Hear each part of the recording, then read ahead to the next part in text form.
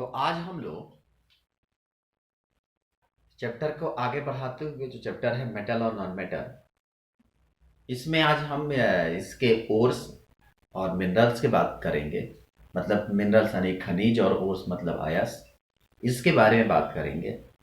फिर हम लोग इसके किस तरह से आप इसके प्योरीफाई करते हैं, किस तरह से उसको हम यूज कैसे करते हैं, फिर उसके बाद उसका हम लोग रोस्टिंग कैसे करते हैं। तो इस चीज़ को आगे चलकर हम लोग क्या मार्केट में यूज है, या आप रेलवे ट्रैक को देखें, कभी रेलवे ट्रैक को देखते हैं तो रेलवे ट्रैक के पटरियों के बीच में गैप बनाई जाती है, इसके पीछे क्या रीजन होता है, क्यों नहीं उसको दूसरे से चिपका दी जाती है, उसके बीच में गैप क्यों बनाया जाता है, रेलवे पटरियों को जोड़ा जाता है तो कैसे जोड़ा जाता है, इन सब चीज़ों के कंसेप्ट में आज हम लोग इसमें कवर करेंगे। ठीक है। तो सबसे पहली चीज अगर हम बात करें तो कहते हैं कि जो कई सालों तक मिट्टी के अंदर, मान लीजिए कोई नेचुरल डिजास्टर होता है, जैसे भूकंप आता है, तो क्या होता है कि ऐसी स्थिति में जब किसी नेचुरल डिजास्टर या प्राकृतिक आपदा आती है तो उस स्थिति में बहुत सारे पेड़ पौधे जीव जंतु जो होते हैं वो जमीन के अंदर चले जाते हैं। ठीक है। अब ये जीव जंतु जमीन के अंदर जो जाते हैं तो कई साल तक, कई साल सैकड़ों सालों तक जमीन के अंदर दबे रहते हैं। तो इंटरनल टेम्परेचर के चलते और प्रेशर के चलते क्या करते हैं, इनकी बॉडी जो होती है धीरे धीरे धीरे धीरे ये फॉसिल्स के रूप में कन्वर्ट होने लगती है। क्योंकि हमारी बॉडी जो होती है वो कैल्शियम और फास्फोरस की बनी होती है, इसमें अधिक मात्रा में कैल्शियम और फास्फोरस पाए जाते हैं। जो बोन्स होते हैं, जो कि जमीन के अंदर जब जाते हैं तो मसल्स तो खत्म हो जाते हैं, सड़ जाते हैं। जो इनका मेन इंपॉर्टेंट चीज होता है वो इसका बोन होता है। अब ये बोन जो होता है, इस बोन धीरे धीरे धीरे धीरे क्या करता है, वो अब फॉसिल्स में कन्वर्ट होना शुरू होता है और कैल्शियम, फास्फोरस या बहुत सारे मिनरल्स का इसमें फॉर्मेशन होता है। आपको बताए, आप शायद श्रीलंका में जो है एक जगह है, अब जगह का नाम तो क्लियर नहीं याद आ रहा, लेकिन आप कभी देख सकते हैं। एक बार इसी नवरात्रि में, जो लॉकडाउन के समय नवरात्रि, आप 9 दिन का जो नवरात्रि चल रहा था, तो उस समय एक इंडिया टीवी आप देखे होंगे, इंडिया टीवी कह रहे नहीं, न्यूज 18 जो है, वो पूरा जो ऑल ओवर इंडिया वाला जो न्यूज 18 है, क्योंकि स्टेट वाले नहीं, आप न्यूज 18 पर देखिएगा, अगर यूट्यूब यूज करते होंगे तो देख सकते हैं। वहां पर पूरा रामचरितमानस का ओरिजिनल प्लेस को दिखाया था कि कौन सा प्लेस कहाँ पे था, इसका युद्ध कहाँ हुआ था, इसमें रलंका कहाँ था, ये सब चीज, वो अशोक वाटिका कहाँ पे था, चित्रकूट पहाड़ कहाँ था, वो सब चीज उसमें बड़ा अच्छे तरीके से दिखाया गया है। तो आप जब उसको देखिएगा तो उसमें भी दिखाया गया है कि जहां पर राम और रावण के सैनिकों के बीच में जहां पर युद्ध हुआ था, तो वहां युद्ध होने के बाद उसमें इतने लोग मरे थे, इतने वानरी सेना और उधर राक्षसी प्रजाति मरे थे कि वहां पर एक टीला जैसा निर्माण हो गया था। ठीक है। और आज वो टीला जो है काफी जंगलों के अंदर, हमने खुद देखा था, उसमें दिखाया गया, तो वो टीला काफी जंगल के अंदर है। और जहां पे युद्ध हुआ था वहां पे क्या होता है कि बड़े बड़े पहाड़ है। और आपको बता जानकर यह आश्चर्यजनक होगा कि जब उस पहाड़ के, चूंकि जनरल पहाड़ जो होते हैं वो पत्थरों से बने होते हैं, लेकिन वो पहाड़ जो है वो जीवाश्म पदार्थों से बना हुआ है। और आपको जानकर इस चीज की आश्चर्य होगी कि जब उस पहाड़ के टुकड़े को लेकर जब आग के सहारे जब जलाया जाता है तो पहाड़ के टुकड़े जो होते हैं वो जलने शुरू हो जाते हैं। और जलने के बाद उसमें से जो दुर्गंध, मतलब जो धुएं की महक आती है, वह हड्डियों के जले हुए पदार्थ की महक जैसी होती है। तो मतलब कि इस तरह की जो घटनाएं प्राकृतिक आपदाओं के बाद जो जमीन के अंदर जो होते हैं, उसी तरह से काफी नीचे जाने के बाद वो अलग अलग क्या करते हैं, मिनरल्स और न्यूट्रिशन में मतलब कि विभिन्न तरह के पदार्थों में कन्वर्ट हो जाते हैं। ठीक है। तो ये जितने भी खाद्य जो पदार्थ होते हैं जो हमारे उपयोग के होते हैं, मैंने जितने भी मिट्टी के अंदर पाए जाने वाले जो भी पदार्थ, जो भी मटेरियल्स होते हैं जिसका हम उपयोग कर सकते हैं, जो हमारे लिए बेनिफिशियल होता है, उस पदार्थ को हम आगे चलकर मिनरल्स के नाम से जानते हैं। क्या बोलते हैं उससे हम लोग? मिनरल्स मतलब खनिज के नाम से जानते हैं। तो प्राकृतिक आपदाओं के कारण प्राकृतिक भूगर्भ के अंदर, मिट्टी के अंदर, ध्यान रहे नेचुरल डिजास्टर की बात हो रही है, प्राकृतिक भूगर्भ के अंदर। अब ये नहीं कि हम 10 किलो सोना लेकर जमीन में गाड़ दिए और 10 साल के बाद उसको खोद के निकाले, कहा कि देखो यहां पे तो ये प्राकृतिक सामान मिल गया, ऐसा नहीं। ठीक है। तो कहते हैं कि प्राकृतिक भूगर्भ के अंदर जितने भी हमारे पास जो यूजफुल पदार्थ होते हैं वो पूरी जो ग्रुपिंग होती है, बहुत सारे पदार्थों का जो ग्रुपिंग होता है, उसे हम लोग आगे चलकर मिनरल्स कहते हैं। लेकिन उस पदार्थ में सबसे ज्यादा उपयोगी पदार्थ जो हमको प्राप्त होता है, जो कि काफी अधिक मात्रा में पदार्थ होता है, सबसे बड़ी बात, जो पूरी ग्रुप है पदार्थ का, जिसमें छोटा मोटा, छोटा सा, बड़ा सा, बहुत ज्यादा उस पर न्यूट्रिशन पाया गया, मतलब छोटा सा हुआ, बड़ा सा हुआ, किसी की कम मात्रा पाई गई, किसी की अधिक मात्रा पाई गई, तो ग्रुप ऑफ जो मटेरियल होता है उसे हम लोग आगे चलकर मिनरल्स कहते हैं। लेकिन उसमें जो पार्टिकुलर मैटर जिसका उपयोग हम लोग काफी मात्रा में करते हैं, जिसका उपयोग हमारे, हम उपयोग की बात नहीं, जो हमारे अधिक मात्रा में हमें मिट्टी के अंदर से प्राप्त होता है, जो जमीन के, जो हम लोग भूगर्भ को खोदे हैं, वहां से खोदने के बाद जो काफी अधिक मात्रा में प्राप्त होता है। अभी कुछ दिन पहले न्यूज में आप देखे होंगे, सोनभद्र जिला का नाम सुना गया, वहां बताया गया था कि बहुत सारे मिनरल्स वहां पर खदान, सोना चांदी का खदान रखा हुआ है। तो इस तरह के जो जमीन के अंदर से जब हम लोग खुदाई करते हैं, तो वहां पे सबसे अधिक क्वांटिटी में जो अयस्क, जो पदार्थ हमें प्राप्त होता है, उसको हम लोग अयस्क यानी कि ओर्स कहते हैं। ध्यान रखेंगे, मिनरल्स और ओर दोनों कहानी अलग अलग है। मिनरल्स में क्या होता है कि ग्रुप ऑफ मटेरियल, मतलब कि हर तरह के पदार्थ उसमें हो जो हमारे उपयोगी हो, वो खनिज यानी कि मिनरल्स होता है। लेकिन उसमें से जो पार्टिकुलर, जिसका उपयोग हम काफी अधिक मात्रा में करते हैं, मतलब अधिक मात्रा में उपयोग से मत समझिए, आप ऐसे समझिए कि जो हमको काफी अधिक मात्रा में मिलता है, वह आगे चलकर हमारे लिए क्या कहलाता है? ओर्स कहलाता है। तो the material which have the maximum quantity will be obtain, this type of material is called ores, है कि नहीं? वह पदार्थ जो जमीन के अंदर काफी अधिक प्रचुर मात्रा में प्राप्त होता है, काफी प्रचुर मात्रा में प्राप्त होता है, उसे हम लोग अयस्क कहते हैं। तो जरा एक बात बताओ, अगर हम एक स्टेटमेंट दें कि सभी अयस्क जो होते हैं वह खनिज होते हैं, पर सभी खनिज अयस्क नहीं होते हैं, यह बात सही है कि गलत है? All minerals are ores, sorry, all ores are minerals but all minerals are not ore, यह स्टेटमेंट सही है कि गलत है? यह स्टेटमेंट बिल्कुल सही है, क्योंकि ग्रुप ऑफ ओर्स को हम लोग मिनरल कह सकते हैं। तो क्या सभी मिनरल्स ओर हो सकते हैं? नहीं, क्योंकि जो कई सारे मिनरल्स, कभी सारे ओर्स जो होते हैं, मतलब सभी कई सारे अयस्क का कॉम्बिनेशन होता है, वहां से खनिज बनता है।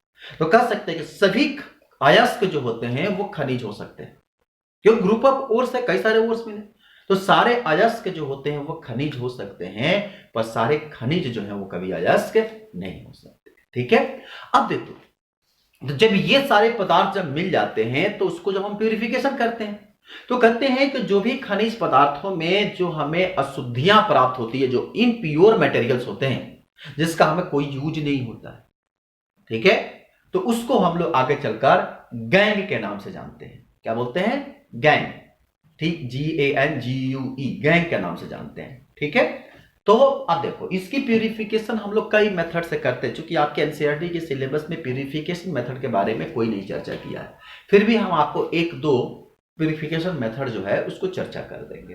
तो उससे पहले आप थोड़ा सा लिख लीजिए, लिखिए, पहले लिखिए खनिज मतलब कि मिनरल्स, लिखिए मिनरल्स, द एलिमेंट और compound, the elements or compound which occur naturally in the earth's crust are known as mineral। हो गया? अब लिखो ores. The minerals contain high percentage of particular metal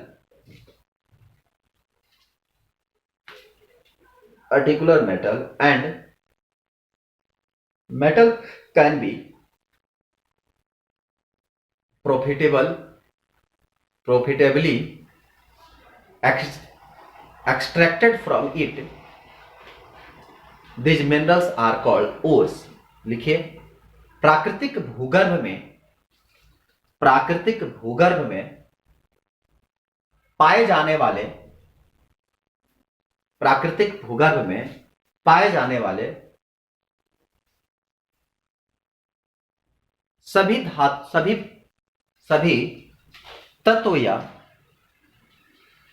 तत्व या यौगिक यौगिक खनिज कहलाते हैं, खनिज कहलाते हैं। हो गया, नीचे लिखो, वे तत्व या यौगिक जो प्राकृतिक भूगर्भ में अत्यधिक मात्रा में प्राप्त होते हैं,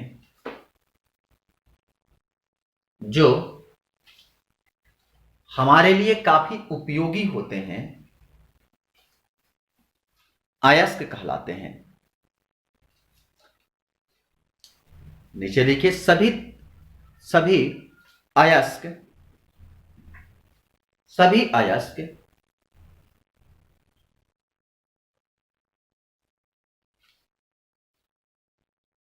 ऐसे लिखो, सभी अयस्क, या कर दो उसको, सभी लिखो, सभी खनिज अयस्क हो सकते हैं, परंतु सभी अयस्क खनिज नहीं हो सकते हैं।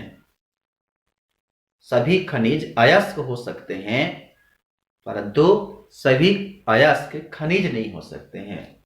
लिख लो, all minerals are ores but all ores are not mineral. हो गया।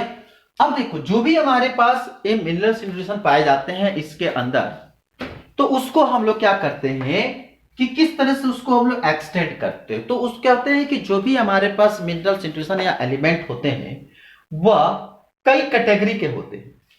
कई कैटेगरी का मतलब क्या हुआ कि कुछ ऐसे एलिमेंट होते हैं जो हाईली रिएक्टिव होते हैं, कुछ ऐसे एलिमेंट होते हैं जो इंटरमीडिएट रिएक्टिव होते हैं, और कुछ ऐसे एलिमेंट होते हैं जो काफी निम्न कैटेगरी के रिएक्टिविटी में पार्टिसिपेट करते हैं। जैसे में अगर आप potassium, sodium, calcium, magnesium, aluminium, ठीक है, ये जो एलिमेंट होते हैं वो हाइलो इलेक्ट्रोलिसिस होते हैं, मतलब ये विद्युत अपघटन होते हैं, ठीक है, और ये हाईली रिएक्टिव होता है, मतलब उच्च अभिक्रियाशील होता है, ठीक है। इसके बाद जिंक, फेरस, लीड और कॉपर, ये जो चार एलिमेंट है इसकी रिएक्शन जो होती है काफी नॉर्मली होती है। तो इसके लिए हम लोग जब हम रिडक्शन इसका अपचयन करते हैं तो हम यहां पर कार्बन का यूज करते हैं। तो आप लिख लीजिएगा, कार्बन के उपयोग द्वारा या प्रयोग द्वारा अपचयन करते हैं, ठीक है। आप उपयोग की जगह प्रयोग लिख लीजिए, ठीक। और इसके बाद के जो दो एलिमेंट होते हैं, गोल्ड और चांदी, इसकी रिएक्टिविटी काफी कम पाई जाती है, हमेशा found in native place state, मतलब हमेशा ही अपने मूल अवस्था में पाए जाते हैं। मतलब कभी भी ये इनप्योर बहुत रियर केस में होते हैं, इसीलिए ज्यादातर प्यूरिफिकेशन जो होती है वह इन दोनों एलिमेंट में, खासकर ज्यादा प्यूरिफिकेशन इस एलिमेंट की होती है, क्योंकि ये इलेक्ट्रोलाइट द्वारा होता है। इसकी जो अभिक्रियाशीलता होती है वो मिडिल रिएक्टिव होता है, मतलब ये मध्य सक्रिय होता है, और ये जो होता है वह लो रिएक्टिव होता है, मतलब ये निम्न सक्रिय होता है, या अभिक्रियाशीलता इसकी निम्न होती है, ठीक है। आप इसको बना लो, ठीक है। अब इसके बाद तो ये दो चीजें हम लोग सीख ली है। अब देखो, जो भी हमारे पास ओर्स होते हैं, बड़ा आराम से समझना, जो जनरली हमारे पास ओर होते हैं वो ओर 3 तरह के होते हैं। ठीक है, जो हमको ओर मिलते हैं, जो अयस्क मिलते हैं, वह अयस्क जनरली ये जब हम इसको ओर्स की जो सांद्रता होती है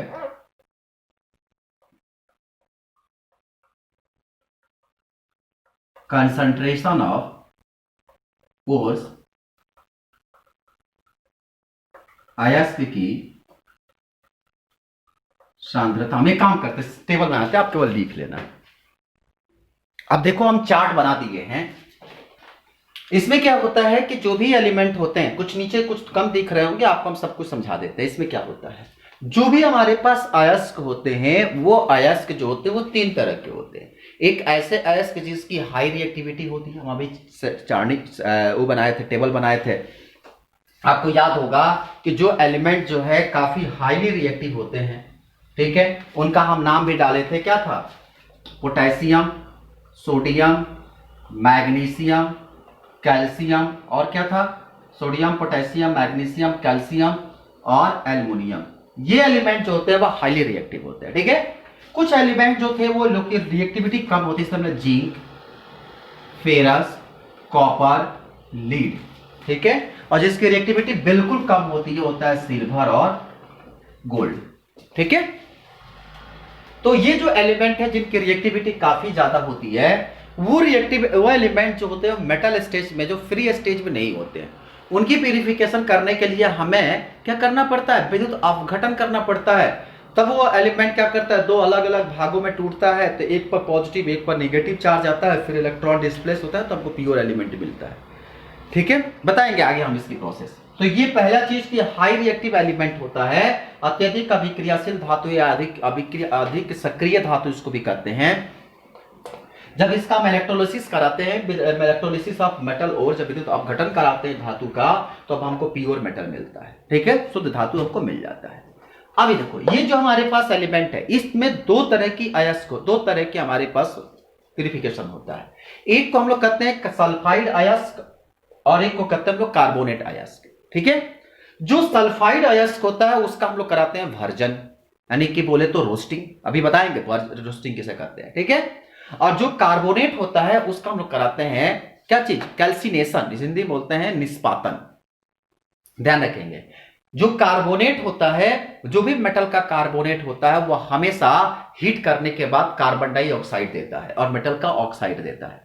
ठीक है, तो ये प्रोसेस जहां कार्बोनेट होता है वह हमेशा क्या कराता है, वह कैल्सिनेशन बोले तो निष्पातन होता है, और जहां पर सल्फेट होता है, सल्फाइड होता है, वह वहां पर वर्जन देता है, रोस्टिंग देता है। ठीक है, जब दोनों से क्या करता है, हमको मेटल के ऑक्साइड मिलता है। देखो दोनों से हम लोग को क्या मिला, मेटल के ऑक्साइड मिलता है, ऑक्साइड ऑफ मेटल, धातु के ऑक्साइड मिलता है। ठीक, अब ये धातु के जो ऑक्साइड मिलते हैं, अब उसका हम लोग क्या करते हैं, रिडक्शन कराते हैं, मतलब उसमें से ऑक्सीजन को बाहर निकालते हैं। रिडक्शन मतलब क्या, अपचयन, ऑक्सीजन को बाहर निकालते हैं, तब हमको शुद्ध मेटल प्राप्त होता है। ठीक है, प्यूरिफिकेशन ऑफ मेटल, धातुओं का शोधन।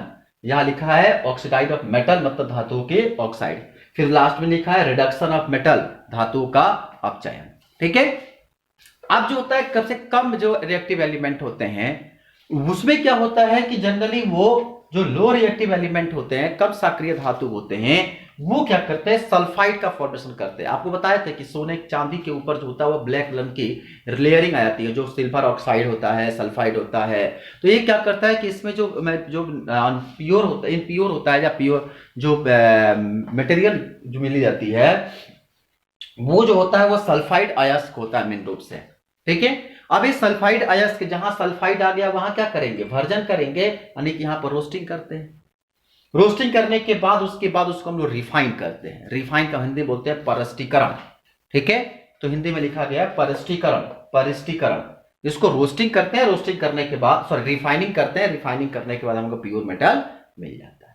तो ये है हमारे सिलेबस। देखो इतना ही हमारे अब जो पढ़ना है हमारे सिलेबस में, ये सारी चीजें अभी पढ़नी है, उसका बाद चैप्टर खत्म हो जाएगा। ठीक है, तो हम इसको मिटा देते हैं। अब हम एक एक करके थोड़ा सा पढ़ लेते हैं। पहले आप लिखो नीचे लिखो, धातुओं में या लिखो, खनिज या अयस्क में, या खनिज और अयस्क के साथ पाए जाने वाले अशुद्ध पदार्थ जैसे बालू बालू को गैंग कहते हैं। गैंग कहते हैं।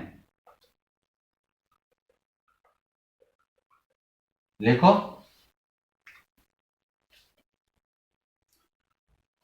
ores mined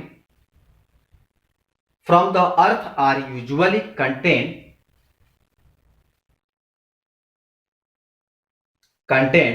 with large amount of impurities such as soil, sand, etc.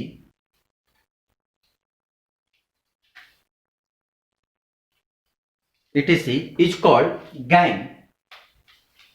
Is called gangue. GANGUE. Is called gangue.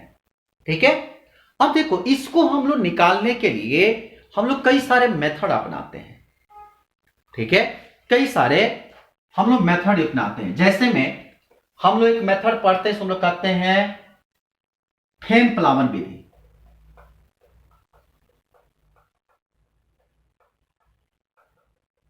Fourth floating method.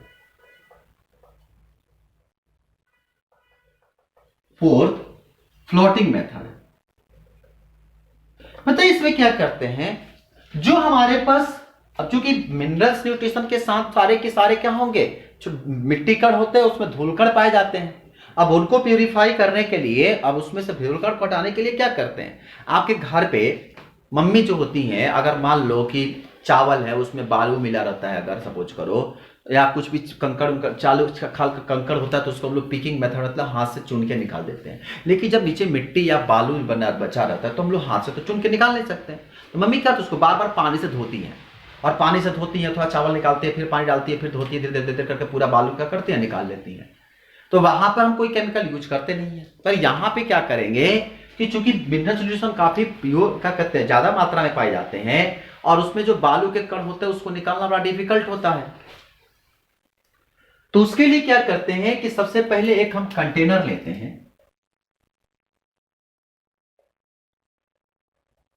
ठीक है, और इसमें जो है इम्प्योर मिनरल्स डाल देते हैं। ये है आपका अशुद्ध अयस्क, इम्प्योर ओर। ठीक है, अशुद्ध अयस्क डाल दीजिए। आप क्या करेंगे, जो अशुद्ध अयस्क इसमें हम डालते हैं, अब इसमें हम डालते हैं चीड़ वाय। ठीक है, चीड़ मतलब होता है ताड़, चीड़ का तेल डालते हैं हम लोग इसमें, और चीड़ का तेल डालने के बाद इसमें ताड़पीन तेल या चीड़ ऑयल, प्लांट का नाम है चीड़, वो चीड़ ऑयल इसमें क्या करते हैं हम लोग डालते हैं। और जब चीड़ ऑयल इसमें डालते हैं, और डालने के बाद इसको क्या करते हैं हम लोग, काफी मात्रा इसे रोटेट कराते हैं, इसे रोटेट कराते हैं। ठीक है, अब जब ये चीड़ ऑयल जो होता है, इसे हम लोग कहते हैं पाइन ऑयल, चीड़ या पाइन ऑयल। ठीक है, तो चीड़ का तेल, हिंदी में चीड़ या पाइन ऑयल बोलते हैं हम लोग। तो पाइन ऑयल या चीड़ के तेल को क्या करते हैं हम लोग, इसको डाल के उसको काफी तेजी से रोटेट कराते हैं। मखनी देखे हो ना, जो घर पे मम्मी दाल या जो दही वही को मखनी की जाती है, तो उसे मखना जाता है, उस तरह से काफी तेज से इसको चलाया जाता है। अब हाथ से नहीं, मशीन से चलाया जाता है। तो चलाया जाएगा तो देखते हैं कि इसके जो काफी अधिक मात्रा में झाग जो होता है, ये यहां पर मिलता है। अब जितनी भी गंदगी होती है, इस फ्लॉट के साथ, झाग के साथ, ये सरफेस पर आ जाता है। जितने भी बालू या मिट्टी कण के कण होते हैं, ये सारे के सारे झाग के साथ ऊपर आ जाते हैं। ठीक है, अब इस झाग को क्या करते हैं हम लोग, बाहर निकाल लेते हैं, और जो नीचे हमको मिल जाता है वो प्योर मेटल मिल जाता है। तो ये होता है फोर्थ फ्लोटिंग मेथड। ठीक है, दूसरी जो मेथड आते हैं हम लोग कहते हैं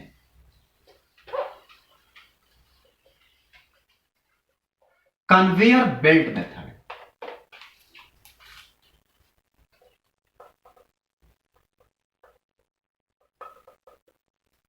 है कन्वेयर बेल्ट मेथड। ठीक है, अब जो कन्वेयर बेल्ट मेथड है इसका क्या कंसेप्ट है, सोचो। जो हमारे पास कन्वेयर बेल्ट है, कन्वेयर मतलब क्या, बेल्ट मतलब हो गया आपको एक तरह का पट्टा। ठीक है, मान लीजिए कि हमारे पास दो मैग्नेट का पहिया लेते हैं, ये पूरा का पूरा मैग्नेट है। ठीक है,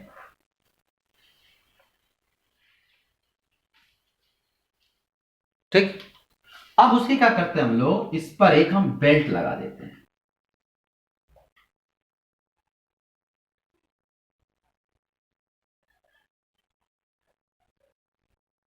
ठीक, अब उस पे क्या करते हैं, यहां पर एक ऐसे ट्यूब फ्लास्क टाइप का इस पर एक कंटेनर लगा देते हैं और यहां पे दो कंटेनर रख देते हैं। अब यहां पे हम क्या करते हैं कि जितनी इम्प्योर मटेरियल है इसमें डालते हैं, इम्प्योर ओर्स या मिनरल्स हम डालते हैं। ठीक है, अब ये क्या करता है कि जब यहां पे ये चलता है ऐसे,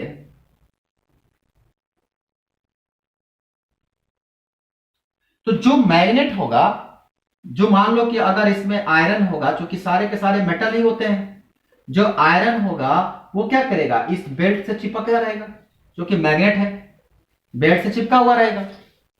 लेकिन जो ओर्स होगा, जो गंदगी होगी, वो क्या होगा, जो इसके साथ जो गंदगी आई रहेगी वो क्या होगा, वो आएगा तो इसके साथ, लेकिन चूंकि मैग्नेट से चिपकेगा नहीं, तो जैसे ढलान पड़ेगा तो क्या करेगा, नीचे गिरना शुरू करेगा।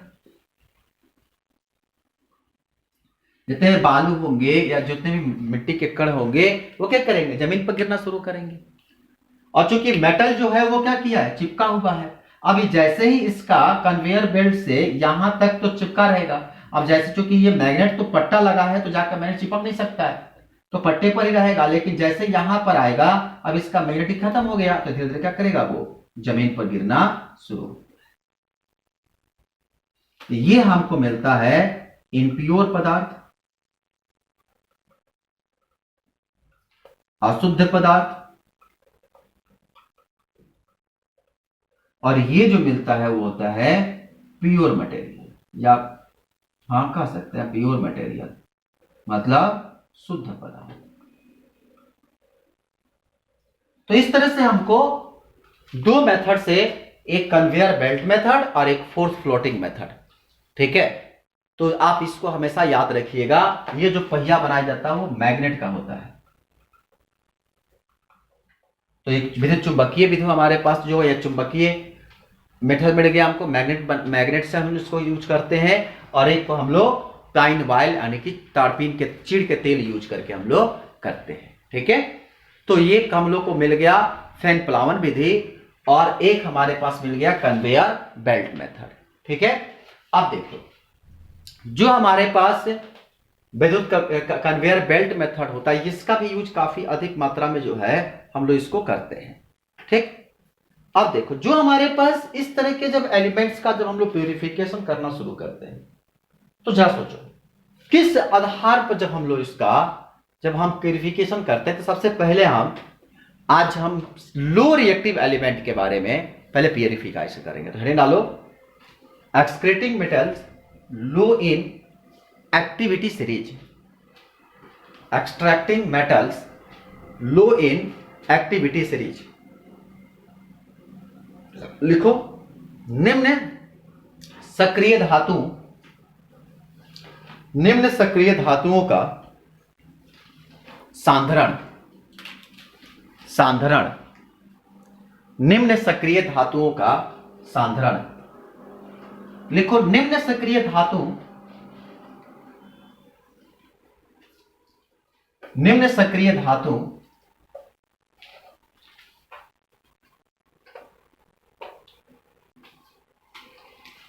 सामान्यतः अपने सल्फाइड में पाए जाते हैं, सल्फाइड में पाए जाते हैं, उन्हें सर्वप्रथम ऑक्सीजन की प्रचुर मात्रा में गर्म करते हैं, जहां से उसके ऑक्साइड का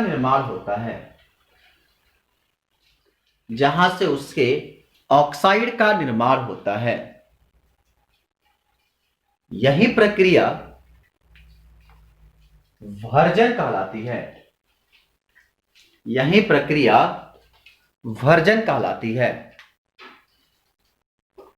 कॉमा देके लिखो, प्राप्त धातु के ऑक्साइड को पुनः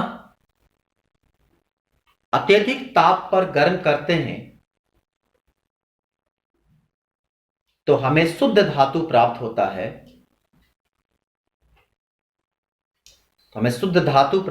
है, और ऑक्सीजन गैस मुक्त होता है।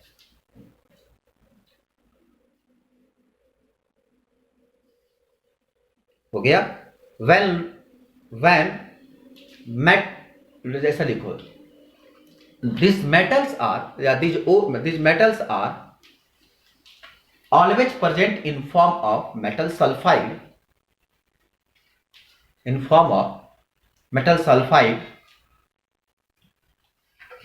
when metal sulfide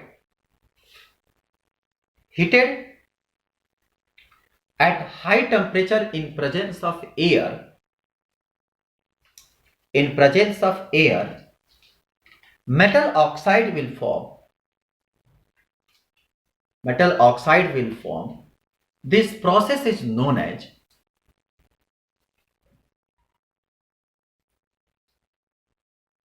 roasting. The obtained metal oxide again heated at high temperature, then pure metal will obtain, and oxygen will also exist.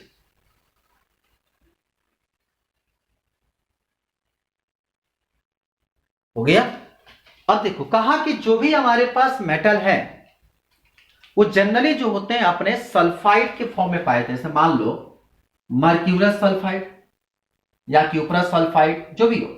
तो कह रहा है कि जो भी हमारे पास मर्क्यूरस सल्फाइड है, अगर इसको आप ऑक्सीजन के प्रेजेंस में हीट करो, ये जो डेल्टा बना रहे हैं ना, ये डेल्टा हीट का सिंबल होता है, इसको अधिक टेम्परेचर पर हीट करते हैं। ठीक है। जैसे जब आप इसको हीट करते हैं तो ये बनता है मर्क्यूरस ऑक्साइड HgO। ठीक है। और यहां से निकलता है सल्फर डाइऑक्साइड। ठीक है। तो पहले क्या निकला यहां से, मर्क्यूरस ऑक्साइड और सल्फर डाइऑक्साइड। ठीक है। अब जो यहां पे मर्क्यूरस ऑक्साइड मिला, अब इस मर्क्यूरस, अभी इसी प्रोसेस को हम लोग कहते हैं क्या चीज, रोस्टिंग, बोले तो भर्जन। ठीक। अब जब इसे हम जो HgO मिला, अब इसको फिर से काफी अधिक मात्रा में हम हीट करते हैं। ठीक है। और जैसे ही इसको हीट देते हैं तो यहां से मिलता है क्या चीज हमको, मरकरी, और साथ में मिलता है ऑक्सीजन। आई बात समझ में। तो ये हमारे पास मिल गया प्योर मेटल। तो आप याद रखेंगे कि जो भी एलिमेंट, वो कोई भी एलिमेंट हो, अगर मान लो कॉपर हो या कोई भी, जो जनरली हमारे पास कॉपर जो होता है वो क्यूप्रस सल्फाइड के रूप में पाए जाते हैं। जब ऑक्सीजन से हीट करते हैं तो क्या बनेगा, क्यूप्रस ऑक्साइड, और साथ में क्या, SO2 बनेगा। अब जो ये SO, जो क्यूप्रस ऑक्साइड हमको Cu2O बना, अब जब आप इसको हीट करेंगे तो क्या होगा, जो हमारे पास क्यूप्रस ऑक्साइड मिला, अब देखो इसको हम लोग जब हीट करते हैं ना कभी कभी, तो क्यूप्रस सल्फाइड की प्रेजेंस में हीट करते हैं। ये एक्सेप्शन होता है। Cu2s के प्रेजेंस में जो होगा इसको हम हीट करेंगे।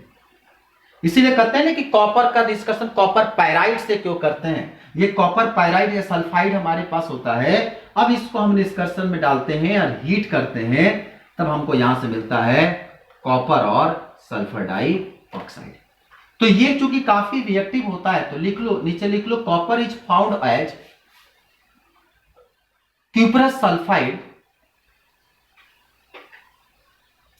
can be obtained from its ore by just heating in air। तो लिखो कॉपर Cu2s क्यूप्रस सल्फाइड के रूप में पाए जाते हैं या कॉपर सल्फाइड के रूप में पाए जाते हैं, जिसको वायु की उपस्थिति में गर्म करके प्राप्त कर सकते हैं। तो आप इसको नीचे लिख लो, ठीक है। आगे बात समझ में। चलो अब हम अगले क्लास में बताएंगे कि हाई रिएक्टिव एलिमेंट की प्रोसेस क्या होती है, फिर उसके बाद जो होगा हाई रिएक्टिव एलिमेंट, फिर उसके बाद की कहानी है जिसमें हम लोग पढ़ेंगे, क्या पढ़ना है, रिफाइनिंग, क्या कहते हैं, परिष्टीकरण, रिफाइनिंग के बारे में पढ़ेंगे।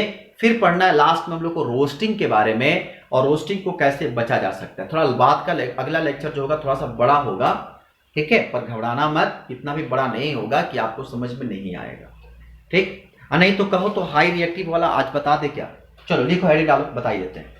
Existing metal in the middle चलो लिख लो, middle activity series, existing metal in middle activity series. लिखो मध्य सक्रिय धातुओं का निष्कर्षण। लिखो मध्य सक्रिय धातु जैसे आयरन, जिंक, लीड यानी सीसा और कॉपर इत्यादि आते हैं। ये अपने सल्फाइड के रूप में पाए जाते हैं जब इन्हें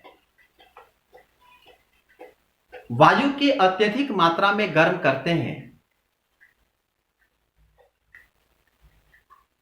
तो अपने सल्फाइड के रूप में, अपने ऑक्साइड के रूप में ऑक्साइड के रूप में परिवर्तित हो जाते हैं।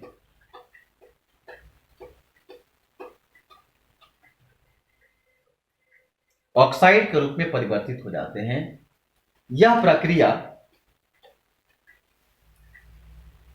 भर्जन कहलाती है।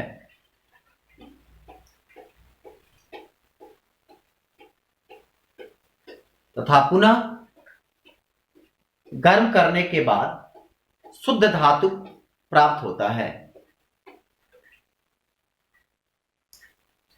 पैराग्राफ से लिखो, कुछ ऐसे भी अयस्क तत्व होते हैं या अयस्क होते हैं, कुछ ऐसे भी अयस्क होते हैं जो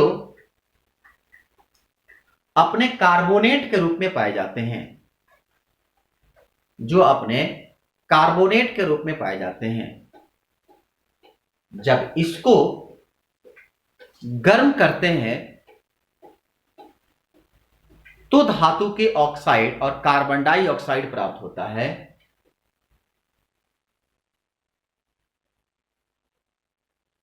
जिसे निष्पातन कहते हैं। इस प्रक्रिया में भी प्राप्त धातु के ऑक्साइड को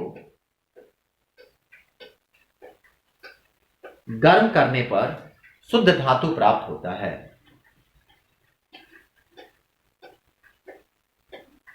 हो गया?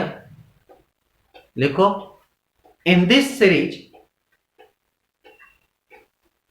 some metals like as copper, like as iron, copper नहीं, iron, या लिख सकते हो copper, iron, zinc, lead are moderately reactive element. Some elements are या some elements या some ores are found in presence of या in form of sulfide. When metal sulfide is heated in presence of air, when metal sulfide is heated in presence of air, metal oxide obtained. This process is called roasting. Obtained metal oxide heated, obtained metal oxide again heated, then pure metal is obtained. This process is called pure metal is obtained. तो लिखिए some ores or minerals या metal are also present in carbonate form. When metal carbonate is heated, when metal carbonate is heated या is heating in presence of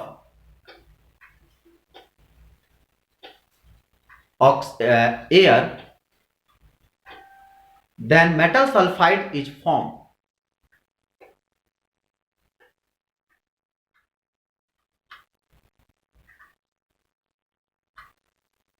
This process is called calcination.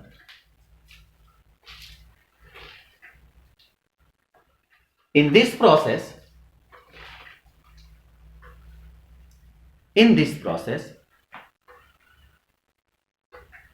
metal oxide,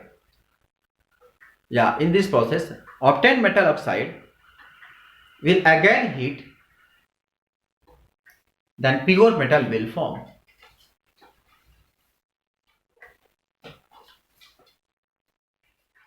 ठीक है। जैसे भी अगर मान लो कि हमारे पास अगर कोई भी एलिमेंट हो, कॉपर है, जिंक है, ऐसा नहीं केवल वही सब एलिमेंट होते, कोई भी एलिमेंट ले लो, ठीक है। जैसे मान लो कि आयरन सल्फाइड है या जिंक सल्फाइड है, कॉपर सल्फाइड है या लीड सल्फाइड है।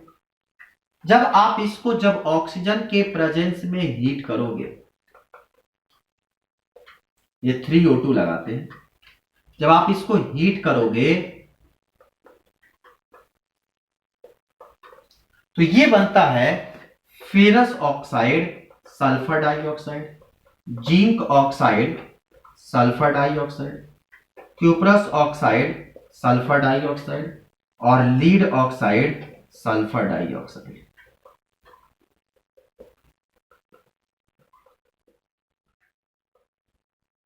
ठीक है। अब जो हमारे पास ये लीड ऑक्साइड मिला, अब इसको पुनः क्या करो, हीट करो, तो हमको मिल जाएगा Fe और साथ में सबको ये जिंक ऑक्साइड जो मिला उसको आप क्या करो, हीट करो, तो बन गया जिंक और O2। या क्यूप्रस ऑक्साइड जो मिला उसको आप हीट करो तो बन गया कॉपर और O2।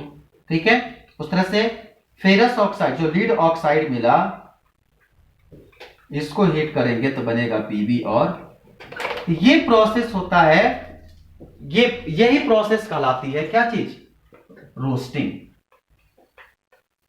लेकिन कुछ एलिमेंट होते हैं जो कि अपने कार्बोनेट के पाए जाते हैं, मान लो कि FeCO3 या ZnCO3 जिंक कार्बोनेट। अब इस जिंक कार्बोनेट को जब आप हीट करोगे तो क्या बनेगा, जिंक ऑक्साइड और कार्बन डाइऑक्साइड। ठीक है। या FeCO3 इसको जब आप हीट करते हो तो बनता है फेरस ऑक्साइड और कार्बन डाइऑक्साइड। तो ये जो जिंक जो कार्बोनेट के रूप में होते हैं अगर इसको हीट करके हम ऑक्साइड प्राप्त करते हैं तो ये कहलाता है कैल्सिनेशन, मतलब ये कहलाता है निष्पातन। तो अगर सल्फाइड के रूप में उसको हीट करते हैं तो कहलाता है रोस्टिंग, अगर कार्बोनेट के फॉर्म में है तो उसे हीट करते हैं तो कहलाता है कैल्सिनेशन। ठीक है, अब जो फिर ये मिल गया हमको फेरस ऑक्साइड, अब इसको क्या कर दो, फिर हीट कर दो तो बन जाएगा Fe और O2। आ गया कि नहीं नीचे वाली कहानी। तो इस तरह से हम लोग क्या करते हैं, मिडिल क्लास एलिमेंट को हम लोग हीट करके या इसका हम लोग प्यूरिफिकेशन करते हैं। ठीक है, चलो उम्मीद करते हैं कि आपको समझ में आया होगा। हम लोग हाई रिएक्टिव के बारे में नेक्स्ट क्लास में सीखेंगे, फिर उसके क्या कहते हैं रिफाइनरी के बारे में सीखेंगे, फिर आपका रोस्टिंग के बारे में सीखेंगे जो जंग लग जाता है, और फिर जो अगला क्लास होगा हमको लगता है कि अगर थोड़ा बड़ा कर देंगे तो खत्म हो जाएगा अगला चैप्टर। और इतना ही आज, मतलब कि आज की कहानी इतना ही, फिर मिलेंगे अगले क्लास में, तब तक के लिए थैंक यू सो मच।